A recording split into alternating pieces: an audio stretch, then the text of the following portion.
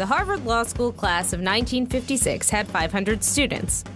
Only 9 of them were women, and only one of them was Ruth Bader Ginsburg. One evening, law school dean Erwin Griswold hosted a dinner for the women. At the end of the meal, he asked them all to justify how they had taken a spot away from a man. Ginsburg answered that her husband was a law student and that a wife should understand her husband's work. 37 years later, she would become the second woman appointed to the United States Supreme Court. Joan Ruth Bader was born in 1933 to a working-class Jewish family, raised in the Flatbush neighborhood of Brooklyn. There were so many Joans in her kindergarten class that her mother suggested she go by her middle name. Some of Ruth's earliest memories were of going to the public library with her mother and sitting on her lap while she read to her. By the way, children read to by their parents early on display greater language comprehension than their peers by as early as age 2, and they might just become a Supreme Court justice.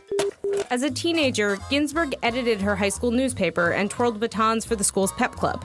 She then went on to major in government at Cornell University, where she met and later married Martin David Ginsburg. She gave birth to a daughter, went on to attend Harvard Law School, transferred to Columbia Law, and graduated at the top of her class. But according to Ginsburg, not a single law firm in the entire city of New York was willing to hire her. In the early 1960s, law firms only hired women as secretaries.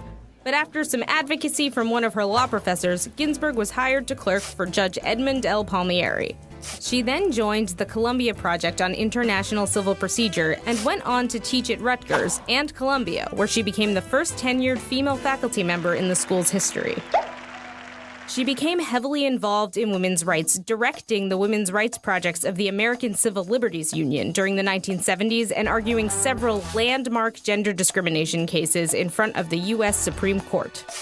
On June 14, 1993, RBG was nominated by President Clinton to be an Associate Justice of the United States Supreme Court and was confirmed less than 2 months later.